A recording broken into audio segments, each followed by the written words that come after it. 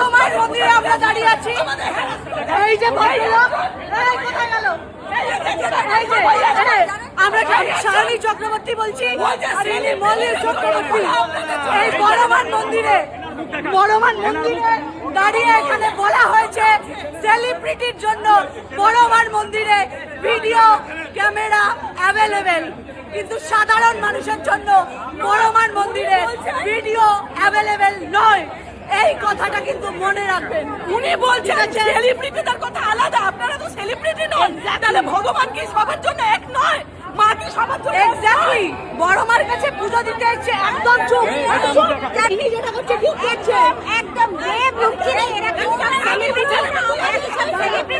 এরা সেলিব্রিটি হয়ে গেল, তাদের সামনে ক্যামেরা ভিডিও পোস্ট করা হচ্ছে, এমনিতে ইউটিউবে কি হচ্ছে? আমি এটা কে? ফোনে হাত দিবি না।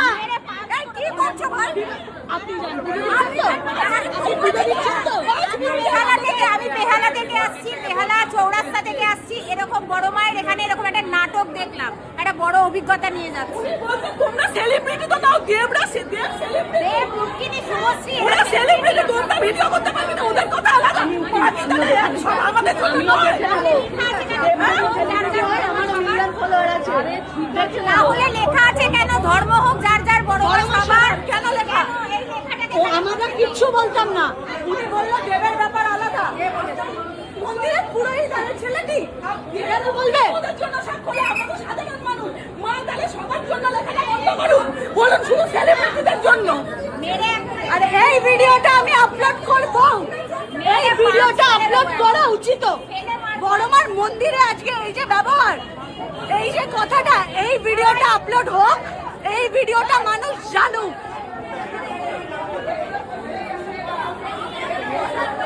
দেখে রাখুন এই মুখগুলোকে, চিনে রাখুন এই প্রত্যেকটা মুখকে। বড়মান মন্দির এখন একটা ব্যবসায় পরিণত হয়েছে, এই কথা আমি বড়মান মন্দিরে দাঁড়িয়ে বলছি। এই মন্দির একটা ব্যবসায় পরিণত হয়েছে।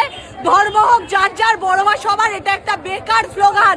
সেলিব্রিটিদের ব্যাপার আলাদা, সাধারণ মানুষের জন্য এগুলো অ্যালাউড নয়। চৌরাস্তা থেকে আসছি আমি, বেহালা চৌরাস্তা থেকে আসছি। এখানে সমস্ত পুরোটাই নাটক, একটা ব্যবসা রীতিমতো বিজনেস খুলে বসেছে, একটা গ্রুপ আছে। সুতরাং এর প্রতিবাদ হওয়া দরকার। তাহলে এখানে লেখা থাকে কেন ধর্ম হোক যার যার, বড়মা সবার? এই না, এই শব্দগুলো তাহলে মুছে দিই। তাহলে তুমি লিখে রেখেছো কেন বড়মা সবার? হ্যাঁ, তাহলে লিখে দিই বড়মা শুধু সেলিব্রিটি। এই যে দাদা, এই যে বললেন না কথাটা, আপনি হয়তো চেনেন না, আমরা অলরেডি ভাইরালি। ঠিক আছে, মায়ের থেকে বড় ভাইরাল কেউ? মাকে নিয়ে ব্যবসাটা এক্ষুনি বন্ধ করো। মা তো মায়ের সাথে ব্যবসাটা এক্ষুনি বন্ধ করো। আলাদা মায়ের সামনে বললেন না যে মায়ের থেকে আপনি বড় ভাইরাল? আমি কখন বললাম? ভুল বলছো, তুমি ভুল বলছো। আমার তোমার কাছে বাবা রেকর্ডিং আছে, আমার কাছে রেকর্ডিং আছে। ঠিক আছে, আপনি আপলোড করে দিন। এই যে ভিডিওটা দেখছেন, এরা এখন প্রোপাগান্ডা ছড়াচ্ছে। এখানে বলা হয়েছে বড়মার থেকে নাকি আমি ভাইরাল। আমি বলেছি? আমি এখানে একবারও বলেছি বড়মার থেকে আমরা কেউ ভাইরাল? বলা হয়নি। এখানে এরা এটা প্রোপাগান্ডা ছড়াচ্ছে। এখানে কি বলা হয়েছে যে সেলিব্রিটিদের ব্যাপার আলাদা, সাধারণ মানুষদের ব্যাপার আলাদা। এখানে যারা পুজো দিতে আসছেন বড়মার কাছে তো পুজো যাবেই না। এখানে ডিরেক্ট ওপেন বলা হচ্ছে যে সেলিব্রিটিদের ব্যাপার আলাদা, সাধারণ মানুষের ব্যাপার আলাদা। আর এখানে কয়েকটা অশিক্ষিত মানুষ আছে, যাদেরকে মনে হয় ভাড়া করে রেখে দিয়েছে এইগুলো করার জন্য। এক্স্যাক্টলি, তাদের পেটে না কোনো শিক্ষা আছে না কিছু আছে। পুজো দিতে যাচ্ছ, খুব ভালো কথা, সাধারণ মানুষের মতো পুজো দাও। সেলিব্রিটিরা যে ট্রিটমেন্ট পায় তোমরা এক্সপেক্ট করো না। এক্স্যাক্টলি,